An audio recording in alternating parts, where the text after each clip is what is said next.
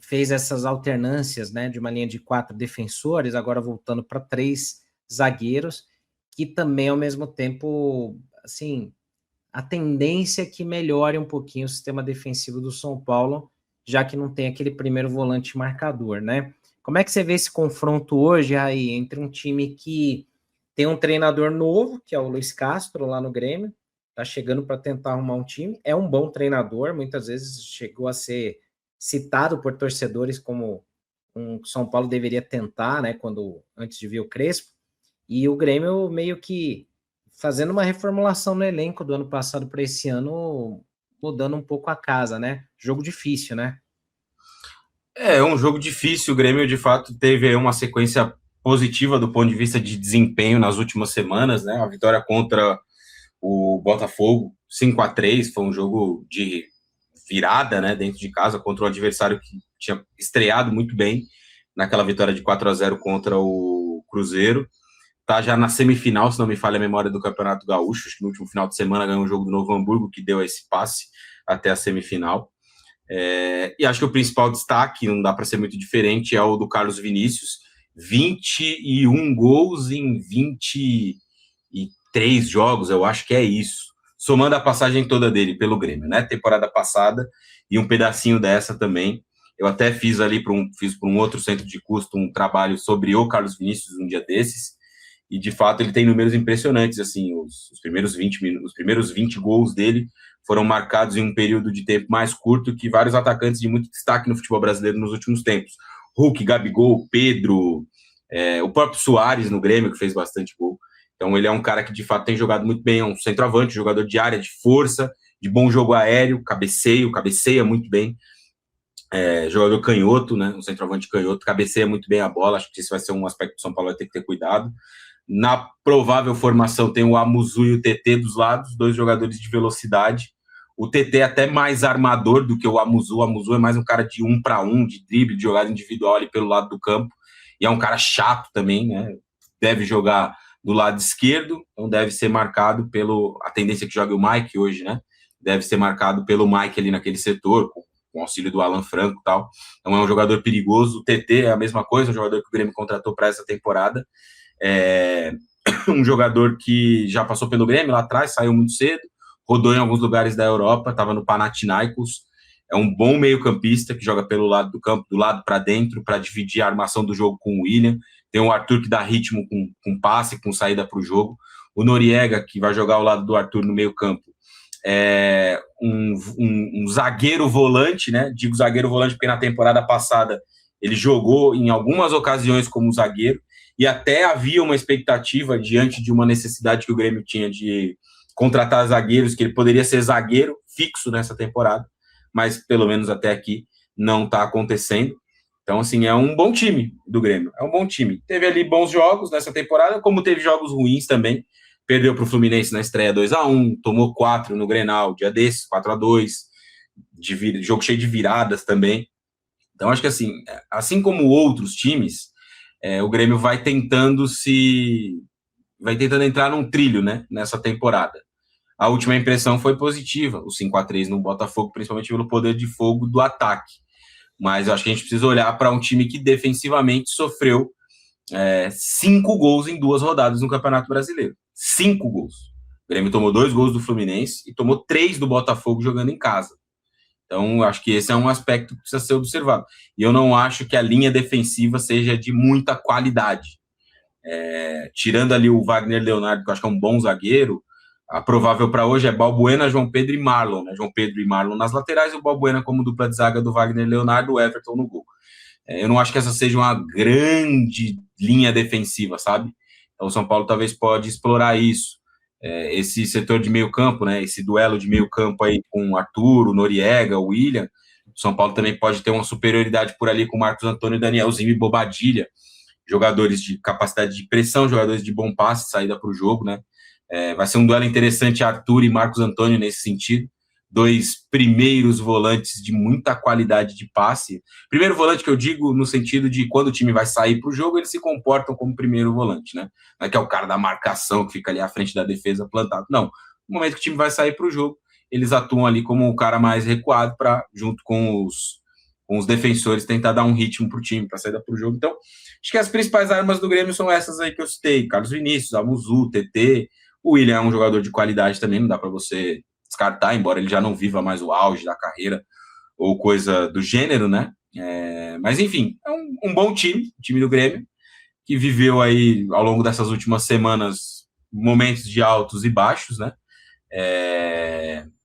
Bons jogos, jogos ruins, e acho que esse aspecto dos gols sofridos é um que o São Paulo pode olhar e tentar explorar isso hoje. Repito, 5 gols em 2 rodadas no Campeonato Brasileiro. Se você pegar os jogos mais desafiadores da rodada, tomou 4 contra o Inter.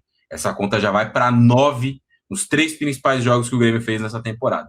O Campeonato Estadual, com todo respeito, não dá para ficar contando aqui Avenida, Novo Hamburgo, não dá. No nível competitivo que a gente está falando, Campeonato Brasileiro, primeira divisão, não dá. Os jogos mais desafiadores, o Grêmio tomou 9 gols em 3 partidas. Então, esse é um alerta e acho que é um tópico aí que o São Paulo pode explorar nesse jogo de hoje. Isso é claro, também vale do nosso lado, né? Porque muita gente estava falando até, sei lá, 2 semanas atrás, São Paulo vai cair no Paulista, tal. E, pô, não é nem prepotência, não é nem arrogância, mas eu realmente achava que não, né? Não dá para você imaginar isso acontecendo hoje em dia, né? Agora, pensando na competitividade do Brasileirão, né? Eu pergunto para vocês, como que o São Paulo deve ir em relação à formação tática? Vocês mudariam alguma coisa? Porque a gente deixou uma enquete aqui para o chat opinar se o São Paulo deveria continuar aí com 3 zagueiros, né? Ou fazer aquela formação que o Crespo tentou em alguns jogos do Paulista, que eram 2 zagueiros e laterais ali, tradicionalmente, ali naquele esquema 4-3-3, 4-3-1-2, 4-4-2, sei lá, né? E aí eu queria ouvir de vocês, né? Marina e Raí, começando pela Marina aqui. Vocês mudariam alguma coisa? A grande maioria do chat aqui tá no 3 zagueiros mesmo, hein? Eu não mudaria a cena. Acho que os melhores jogos que o São Paulo fez na temporada foram mesmo com 3 zagueiros, sem mexer tanto nessa formação titular. E eu acho que tá certo. Eu acho que tem que ir com. Os próprios jogadores acho que se sentem mais confortáveis também com essa formação. Eu não mudaria, não.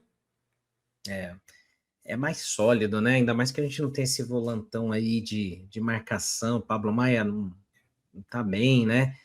O Luan vai voltando aos pouquinhos, mas não sei, né? Como é que vai ser ainda o Luan 2026, né?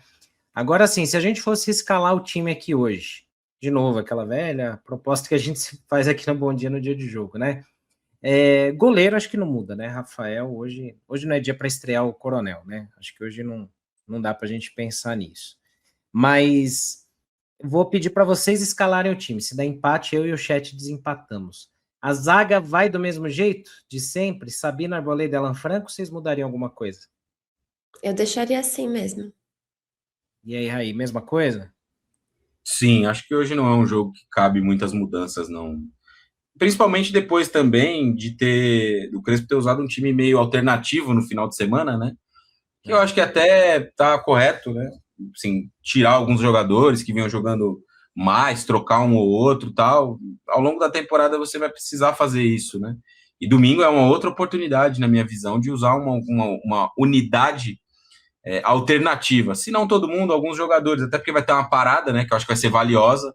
Vai ser uma semana, mais ou menos, sem jogos, né? Essa semana do Carnaval toda não vai ter bola rolando. Então, eu acho que vai ser uma oportunidade de você dar uma dosada aí nas energias, no final de semana, né? Hoje não, hoje eu acho que é o time titular, tanto a zaga quanto o meio, ataque, para mim vai ser aí o que vem jogando.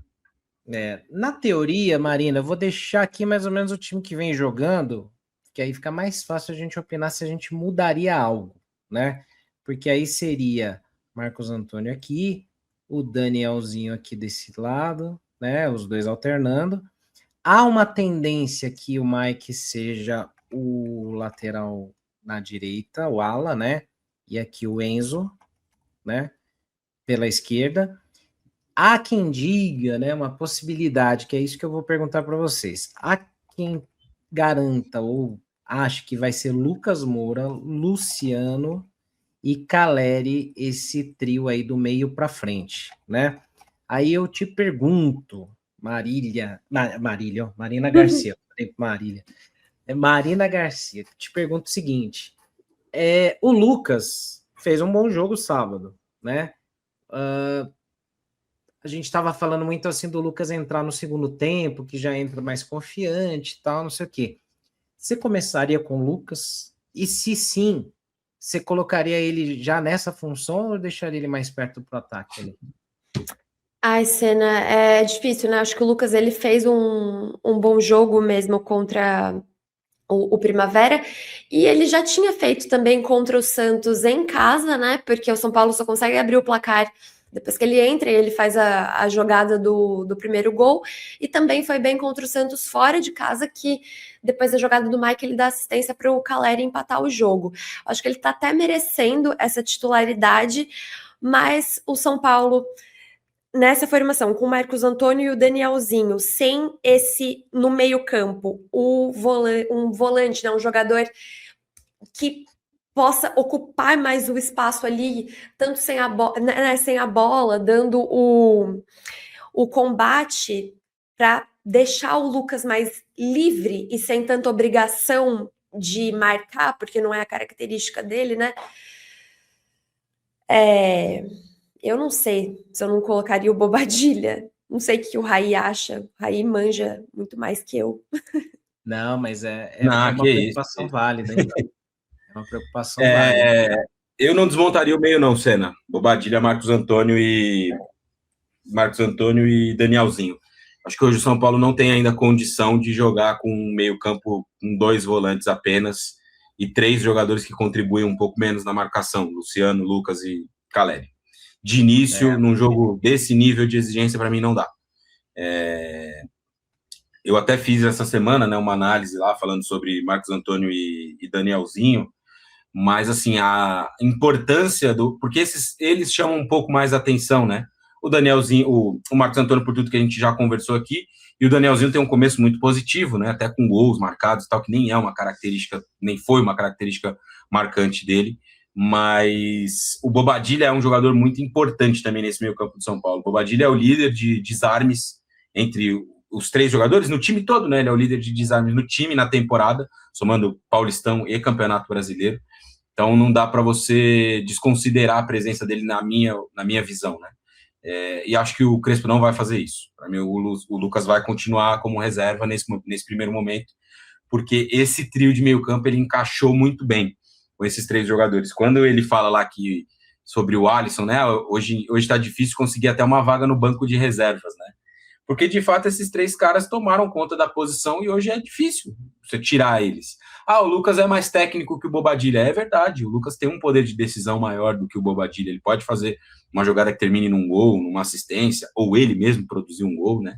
Acho que gradativamente ele tem voltado bem, mas nesse momento eu não abriria a mão desse encaixe com esses 3 jogadores, né?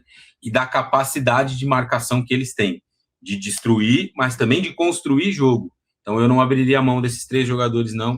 E não tenho nenhum indicativo de que o Crespo vá fazer isso no dia de hoje. Vai sacar um desses 3 jogadores para colocar o Lucas, deixar o time em tese mais ofensivo. Eu acho que o São Paulo não está ainda coletivamente preparado para um jogo de mais riscos, sabe? De, não, vou me jogar, vou me soltar e vou para cima. Acho que para segundo tempo, dependendo do cenário, às vezes você está atrás do placar, às vezes você tem um jogador a mais, como foi contra o Santos, ou você está ali numa reta final, 25, 30 minutos, o jogo 0-0, e você em casa com a obrigação de vencer, aí ok, você se abre um pouco mais, se expõe, pode ser uma decisão, né, em busca de ganhar o jogo. Mas de início eu não faria isso e tenho muito a sensação de que o Crespo também não fará. Acho que a escalação vai ser essa que estava na tela.